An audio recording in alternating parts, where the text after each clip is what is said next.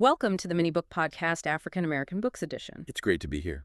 Today we are discussing a really critically important book. It's Requiem for the Massacre, a Black history on the conflict, hope, and fallout of the 1921 Tulsa Race Massacre by R.J. Young. And it is a monumental work. It really bridges a full century of conflict, tracking the trauma from 1921 right up to the systemic battles we're seeing today. It really does. Now, before we get into the source material, we do want to note that while the voices of this podcast may sound European, the content creator is African American, and we do plan on featuring African American voices in the future. Our goal remains the same, to provide you with the most in-depth, nuanced understanding possible. Exactly. And we thank you for listening. We hope this analysis encourages you to consider subscribing for future content. This book, it masterfully weaves together deep historical investigation and personal memoir. Oh, absolutely. It offers such a searing look at Tulsa, the legacy of the massacre, and really the ongoing fight for Black progress. It's a raw, unflinching account. It is. It's essential reading. And after hearing our discussion, we would really encourage you to go out and purchase this book and support the author. Definitely. Okay, let's unpack this. Starting with the incredible history of what was built, and then what was so violently destroyed in 1921. The creation and subsequent destruction of Greenwood is, well, it's a perfect case study in economic resilience that was engineered entirely by necessity. Right. The story begins with Black individuals who arrived in Oklahoma Territory looking for opportunity, only to find themselves, hemmed in by the same rigid segregation you'd find anywhere else in the South. Exactly. And the source material really breaks down how O.W. Gurley and J.B. Stratford were the key figures here, starting around 1905. Gurley, a wealthy landowner, he was incredibly strategic. He purchased 40 acres just north of the train tracks, which was this huge physical and psychological dividing line. He saw the need to build an insulated Black community because Greater Tulsa society just flat out rejected them. And that one strategic purchase led to, phenomenal prosperity. It created what would become known around the world as Black Wall Street. And the sheer scale of what they built is often understated, I think. Oh, completely. Greenwood was a fully self-sustaining ecosystem. The book calls it a city within a city, and it spanned nearly 40 blocks. This was comprehensive infrastructure. We're talking theaters, clothing stores, grocery stores, hotels, a hospital, a library. And professional offices, for doctors and dentists and lawyers who simply couldn't operate in white Tulsa because of segregation. Gurley's own success is just a perfect illustration of the potential of this segregated economy. By 1914, his wealth was estimated at about $150,000. Which, as the book points out, adjusts to around $4.5 million in 2021 money. That's just a staggering amount of wealth created in, just over a decade? All within a closed system. And I think it's really crucial we pause on that economic engine. The author calls it the closed-circuit nature of separate but equal. We often, and rightly, focus on the negativity of segregation. But in this specific economic context, exclusion actually forced self-reliance. Black residents might work, menial jobs in white Tulsa as domestics or chauffeurs, but because they couldn't spend their wages at white-owned businesses. Or live in white neighborhoods. Exactly. Every single dollar was repatriated right back into Greenwood. So the very tool of racism that was meant to stifle them, segregation, was the thing that accidentally created this incredible economic stability. It concentrated all the capital and talent right there in the district. It's a powerful and deeply ironic insight. It is. But, not everyone in this successful community agreed on the path forward.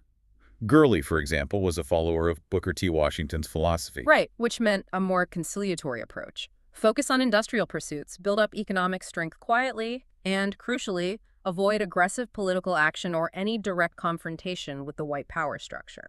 And that conciliatory philosophy stood in such sharp contrast to the voice of A.J. Smitherman, the publisher of the Tulsa Star. Yes, the influential journalist and publisher. His vision was much more aligned with someone like W.E.B. Du Bois, demanding immediate political rights, demanding racial equality now. Smitherman believed that Black self-reliance needed to be, harnessed for political leverage, not just for economic security in a vacuum. And the book shows us that Smitherman wasn't just talk. He was a powerful figure who didn't wait around for permission. There's this incredible anecdote from 1917 where he intervened in Dewey, Oklahoma. What happened there? A white mob burned down nearly 24 Black homes. So Smitherman goes and petitions the governor of Oklahoma directly. And the result wasn't just, lip service. It led to arrests? It led to the arrest of 36 white people, including the mayor of the town, for the crime. Wait, arresting the mayor and dozens of white mob members in 1917 Oklahoma, that is almost unheard of for that era. It tells you he was dangerous to the system. Yeah. He wasn't just a journalist. He was an advocate who knew how to use the legal and political tools available. He proved that organized resistance could, sometimes, force accountability. Which made him and his whole philosophy a target. It sets up this crucial ideological fault line, conciliation versus militancy, right there in the heart of Greenwood. And it was against that backdrop of growing prosperity and this internal ideological conflict that the catastrophe of 1921 erupted. It began, as the author really emphasizes, with a seemingly minor incident in an elevator. It involved Dick Rowland, a black man, and Sarah Page, a white woman. And the author provides such a vital framing for this. He says, look, if Rowland had been white and Page had been black, their names would be completely forgotten by history. The explosion of violence wasn't about an elevator. It was purely about enforcing white supremacy. It was about the absolute intolerance for any perceived threat to the racial hierarchy, especially one involving a black man and a white woman. Yeah, the narrative just shifts so quickly from a misunderstanding to basically total warfare. The white mob gathers outside the courthouse demanding Rowland. An initial confrontation over who has the right to detain him just escalates. And by the time the National Guard arrived, many in the mob were already armed. Some were even given weapons by the local police. Which is just unbelievable. What follows is the systematic destruction of a civilization. One of the most chilling details is the calculated targeting of the infrastructure. Past midnight, when fires start breaking out along Archer Street, the white mobs actively stop firefighters from using their hoses. They literally stood there, preventing the one thing that could have saved the buildings. It wasn't spontaneous chaos. This was deliberate. It was a policy of destruction. And they weren't just burning homes. They were systematically eradicating the symbols of Black achievement and self-reliance. The book names specific targets. Frisell Memorial Hospital, the community's crucial healthcare infrastructure, was destroyed. And the colored library branch was burned. Witnesses reported seeing white Tulsans pulling books out, piling them up in the street, and setting them on fire. And you have to see that act of book burning for what it was. It wasn't random vandalism. It was an intellectual cleansing. It was an attempt to erase the community's history, its knowledge, its entire sense of culture. It's the same reason they went after the newspapers. Exactly. The offices of black newspapers, like Smitherman's Tulsa Star, were specifically sought out and just decimated. Because if you control the narrative, you control the resistance. And then there's this unique and frankly terrifying element of an aerial assault. We often talk about the mobs on the ground, but the author cites eyewitness evidence of objects being dropped from planes. Yes, the source material includes an eyewitness describing seeing a loud explosion, and the sky would be filled with flying debris after these objects were dropped. And while the exact nature of the objects is debated, some say firebombs, others dynamite, the clear implication is the systematic, almost military-grade scale of the attack. It was a total, coordinated assault against an unarmed civilian population. That level of violence guaranteed total devastation. In the immediate aftermath, the focus just shifts from destruction to control. Thousands of black Tulsans who survived were rounded up and detained. They essentially became prisoners in their own city, interned by the guardsmen at the county fairgrounds. But even in that utter ruin, that spirit of resistance, maybe inherited from that A.J. Smitherman school of thought, it immediately took root again. With B.C. Franklin. Attorney B.C. Franklin, the father of the historian John Hope Franklin. He'd only just arrived in Tulsa in February 1921, and he sets up his law office right there in a tent amid the smoldering ruins of Greenwood. That is just an image of profound tenacity, and he faced an immediate existential threat to the community's future. The real estate speculators in Greater Tulsa saw the massacre as a golden opportunity. A full-scale land grab. Exactly. Absolutely. The city council, which was heavily influenced by these powerful real estate men, quickly passed this highly restrictive ordinance. The one about building materials. Yes. The ordinance required that any rebuilding in the burned district had to use expensive, fireproof materials, brick, concrete, and steel. So why was that ordinance so strategic for the land grabbers? It sounds like a safety measure on the surface. Because it was completely cost prohibitive. Black Tulsans had just lost everything, their homes, their businesses, their savings. They couldn't possibly afford expensive fireproof construction. So the ordinance was designed to fail. It was designed to delay reconstruction long enough for the city to declare the area a slum, use eminent domain to seize the land, and then sell it on the cheap to white developers. It was a legal mechanism to complete the economic destruction that the mob had started. So the physical violence was followed immediately by financial and legal violence. And Franklin's success in court, challenging that ordinance and arguing it was an abuse of police power, that was a staggering victory. He ensured Black Tulsans kept the right to rebuild their property. Which, defying all expectations, they did. It just demonstrates that the fight against white supremacy isn't just fought in the streets, It's fought in the courthouse. Yeah. And Franklin's legal challenge, as successful as it was, it ensured the physical survival of Greenwood's property ownership. But the author shows us that this fight for dignity didn't end with Franklin in 1921. It became, well, an intergenerational responsibility carried by his own family. And that's where the book shifts into these deeply personal and powerful memoir aspects. The author so skillfully connects the systemic violence of the massacre directly to the lifelong civil rights work of his grandmother, Peggy Jean Connor, decades later in Mississippi. It illustrates that the conflict against white political power is just this continuous generational thread. Peggy Jean Connor's battle was against a different weapon of racial control. Not arson and bombs, but something equally destructive: voter suppression. The source material meticulously details the mechanisms put in place by the 1890 Mississippi Constitution to just dismantle Black political power. And they were designed to be impossible to overcome while still appearing, race neutral on paper, which is the very definition of insidious systemic control. So walk us through those mechanisms. Okay, so the system used three main barriers. First, a really stringent residency requirement. Second, the infamous $2 poll tax. Right. And crucially, that tax had to be paid 2 years in advance of any election. If you couldn't afford what was then 2 days' wages 2 years ahead of time, you couldn't vote. This disproportionately hit poor Black farmers and laborers. And the third barrier was the literacy test, which gave the white registrars just absolute power, didn't it? Total power. The test required citizens to read any portion of the state constitution and then demonstrate comprehension to the registrar. And the catch was that the standard of comprehension was entirely subjective. It was in the hands of a white registrar who could fail an educated Black professor for their interpretation of a clause, while passing an illiterate white man. Exactly. And the book highlights that the system was devastatingly effective because the Supreme Court actually upheld these laws. They argued they did not, on their face, discriminate between the races. Which created a state where Black citizens made up 57% of the population but had virtually zero political representation. And Peggy Jean Connor was fighting the system on the front lines in Hattiesburg, Mississippi. She worked as a poll watcher, risking everything. She was arrested and jailed multiple times just for picketing the courthouse in her fight against these laws. Her most significant legal battle, the one that defines her legacy, was Peggy J. Connor v. Johnson. And this wasn't a quick fight. It was an epic 14-year legal journey. It went to the U.S. Supreme Court 8 different times. 8 times. That's incredible. The core of the case was reapportionment. Mississippi had drawn its voting districts to dilute Black voting power, a classic form of gerrymandering.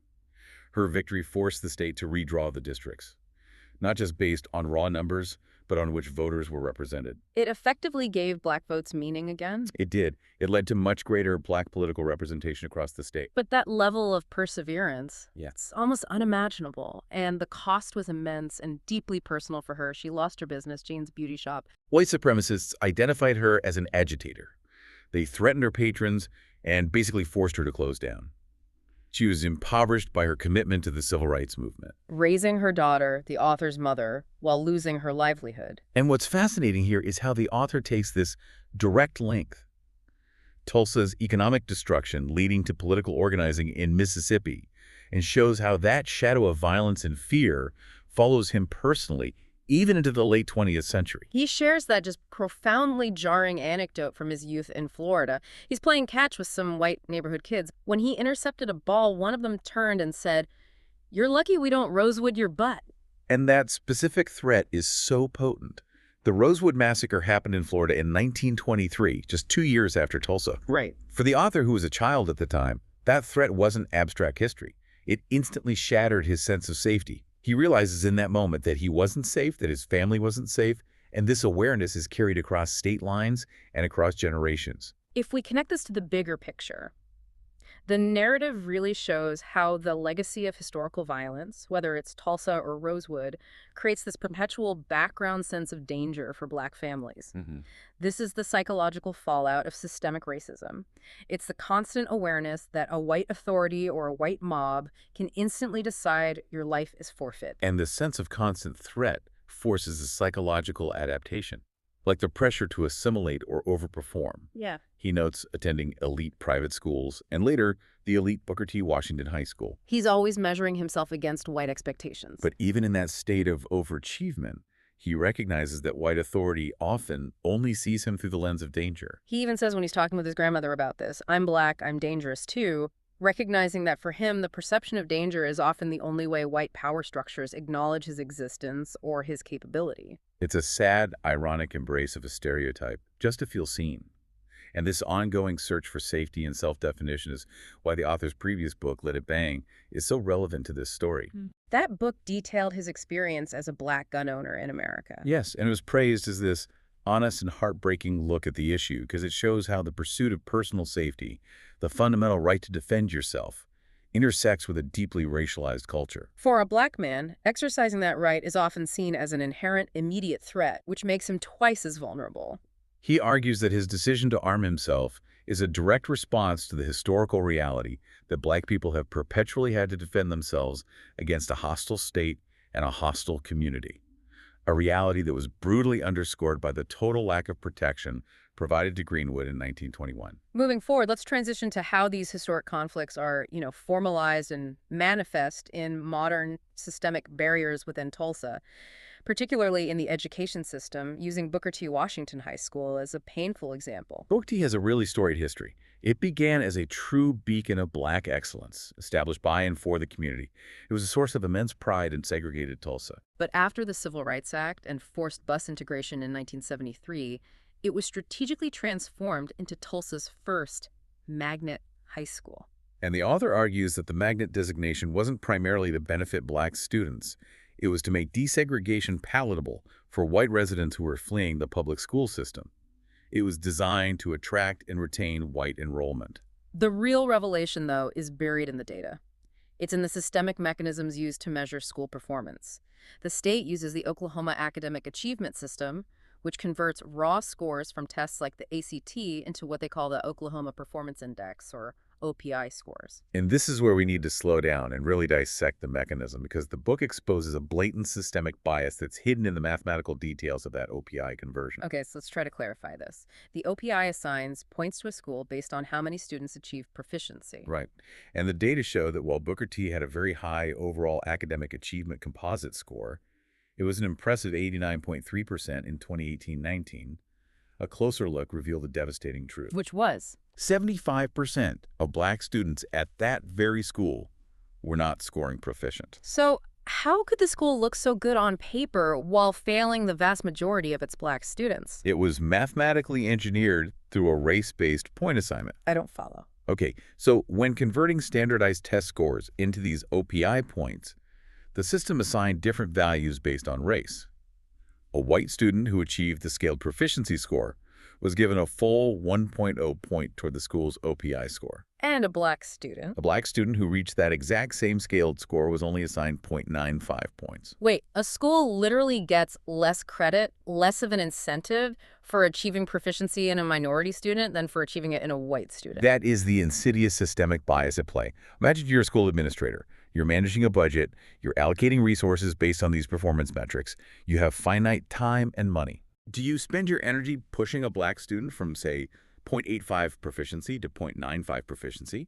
Or do you focus your resources on the white students who, if they hit proficiency, guarantee you the full 1.0 point? You focus on the 1.0 students.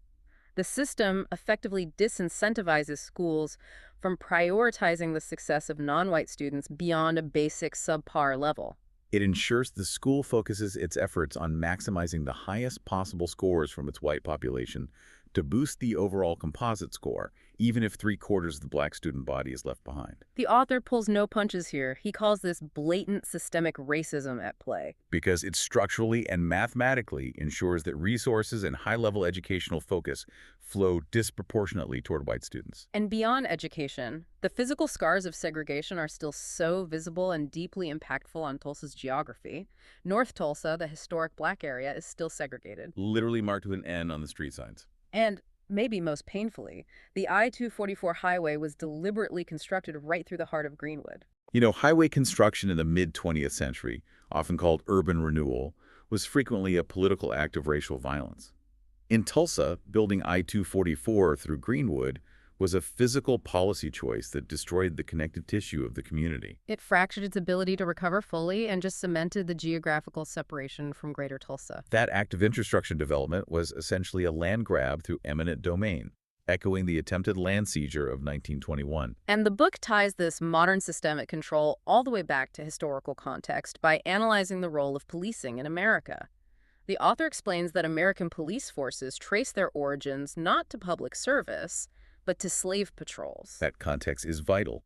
It's vital for understanding why black communities view policing and white authority with such inherent suspicion. If the foundational purpose of the institution was to enforce racial control, capturing runaway slaves, preventing revolts, then the institution itself, regardless of modern intent, carries that DNA. It sets the context for all subsequent interactions between black communities and law enforcement. The final systemic barrier the book examines involves this really uncomfortable deep dive into intellectual history. Specifically, it challenges the legacy of W.E.B. Du Bois. This is a complex topic to break down because Du Bois is, and rightly so, regarded as an intellectual giant of black liberation. His concept of the talented tenth. The idea that 1 in 10 black men, through classical education, should lead the race forward. It's foundational to understanding 20th century black progress. But the author pulls back the curtain on a deeply troubling aspect of his philosophy. His support for eugenics and his collaboration with Margaret Sanger's notorious Negro Project in the 1930s. The book cites his writings, and they are shocking in their internal prejudice. Du Bois wrote that the mass of ignorant Negroes still breeds carelessly and disastrously. Wow. And he further suggested that the increase in the black population was coming from the portion of the population least intelligent to fit, at least able to rear their children properly. It sounds like a selective view of who deserves to survive and prosper within the black community itself. How can an icon of liberation hold such views? This raises an important question about the historical and ethical complexities within the black liberation movements themselves. Right. We have to remember the context of the 1930s. Eugenics was a mainstream, even progressive ideology. It was embraced by many Western intellectual and political elites, often disguised as public health improvement. Du Bois bought into the idea that to uplift the race, they had to cull what he deemed the least fit. So he was applying the same dangerous, dehumanizing standards of intellectual superiority that he was fighting externally, internally to his own race. Precisely. And the author uses this to personalize the critique. He questions whether he, an ordinary black child who maybe didn't meet that intellectual elite standard, would have even been allowed to live in the world that Du Bois envisioned. It's a necessary confrontation. It shows that the struggle for black progress has been consistently complicated by internal prejudices and classism, not just external white supremacy. It prevents the historical narrative from becoming too simplistic. It forces us to grapple with difficult truths about even our heroes. That complexity is key. Now let's shift to the modern reckoning, specifically the events around the 2021 centennial, which the book argues focused heavily on controlling and sanitizing the narrative. The author observes that the centennial events often prioritize reconciliation and unity over actual accountability, historical truth, or any demand for justice. It was a narrative designed to make white Tulsa feel comfortable, not to make the survivors feel whole.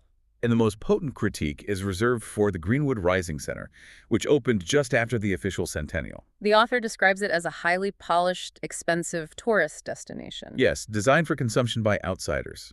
It uses a sanitized narrative of hope and black pride to bypass any real confrontation with the grotesque truth of the massacre or the need for structural repair today.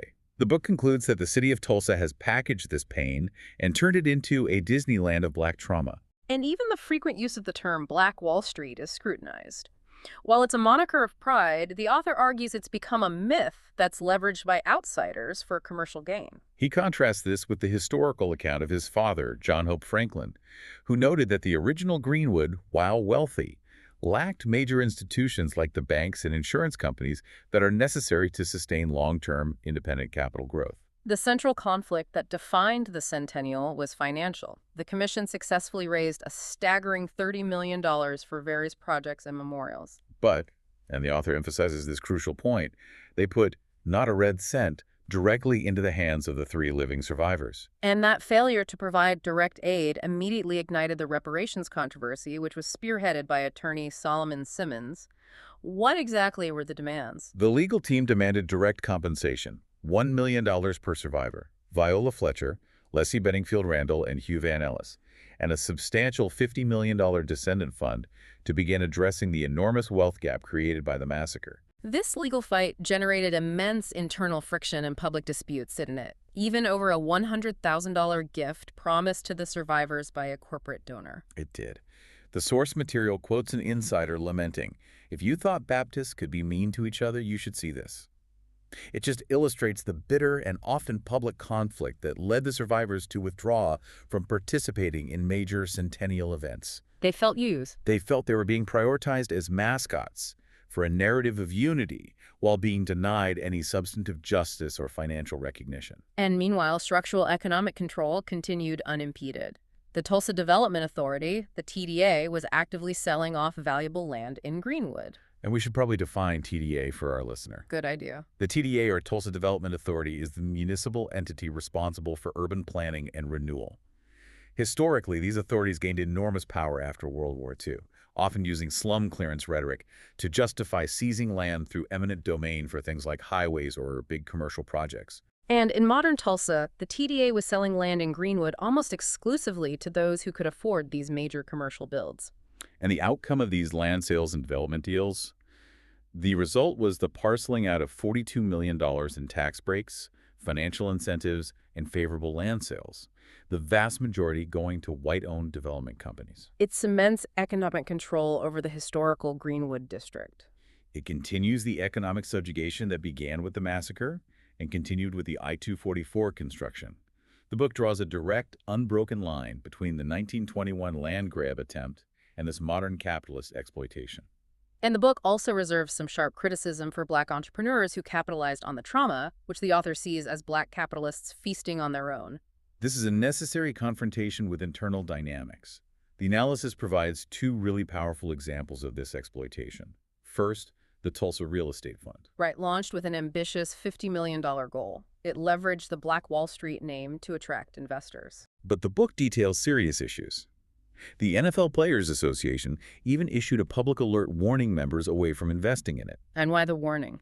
Because of the founder's highly problematic criminal histories, including convictions for drug dealing, bankruptcy, firearm charges, and the fund's own regulatory acknowledgement that it owned no assets and generated no revenue at the time of its promotion. So the promise was built purely on the myth and the legacy, not on tangible assets. And the regulatory consequences were serious. The fund was eventually investigated by the Securities and Exchange Commission, the SEC, and the Department of Justice, the DOJ. The second example was the cryptocurrency venture. Yes, Hill Harper's venture, where he pledged a portion of crypto, purportedly $1 million, to survivors and descendants.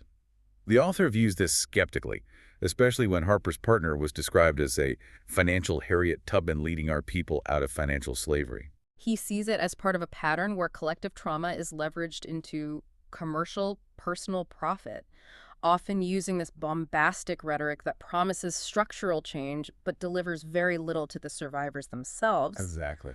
So what does this all mean? The book brings us full circle, using the complexity of Tulsa's past and present to hold a mirror up to the entire nation. The source material concludes that Tulsa is, tragically, nothing less than real America. It is defined by the enduring historical fact that white people have failed, consistently, to politically accept Black equality. Despite the incredible economic, legal, and psychological resiliency demonstrated by the Black community. The history of the massacre, the centennial response, the construction of memorials, according to the book, it's all constantly warped and sanitized. A political mechanism designed to create a pleasant reading experience for white comfort, which minimizes the need for accountability or substantive reparations. A package of pain consumed without consequence. However, threading through every single section of this difficult narrative, from B.C. Franklin and that tent to Peggy Jean Connor in the courthouse, is the ultimate theme: the Black superpower of survival. The author's own perseverance, navigating racial threats in Florida and grappling with the historical weight of his ancestors' battles, is a profound testament to that enduring, necessary strength. And this journey toward truth and survival leads to a final, profound, and deeply unsettling fact that just demands our attention: the discovery of mass graves at Oaklawn Cemetery. The search for the victims' burial sites had been ongoing for decades, often stymied by official indifference. But on October 19, 2020, archaeologists finally made a breakthrough. They discovered 12 bodies and coffins in the Black Potter's Field at Oaklawn. That number then rose to 27 by June 2021. The discovery of the bodies of massacre victims, hidden and unacknowledged for nearly 100 years, underscores the book's entire argument about reckoning. It does. It shows us that justice, in its most fundamental form, giving the dead a proper homegoing, ending the secrecy and acknowledging the full extent of the crime, is often the last, most difficult, and most necessary act of historical reckoning. One that Tulsa has only just begun to face.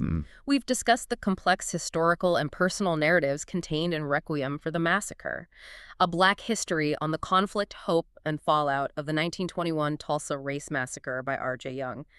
The depth of insight this book provides, from the insidious mechanics of that OPI system to the incredible resilience of activists like Peggy Jean Connor, it really makes it required reading. Absolutely. We would encourage you to go out and purchase this book and support the author's crucial work. It's more important than ever. We hope this analysis has provided valuable insight and encouraged your own critical thinking and your own reading journey. Please consider subscribing to the mini book podcast, African American Books Edition, and tell others about us. It really helps. We also invite you to suggest in the comments books that you would like to hear in future episodes.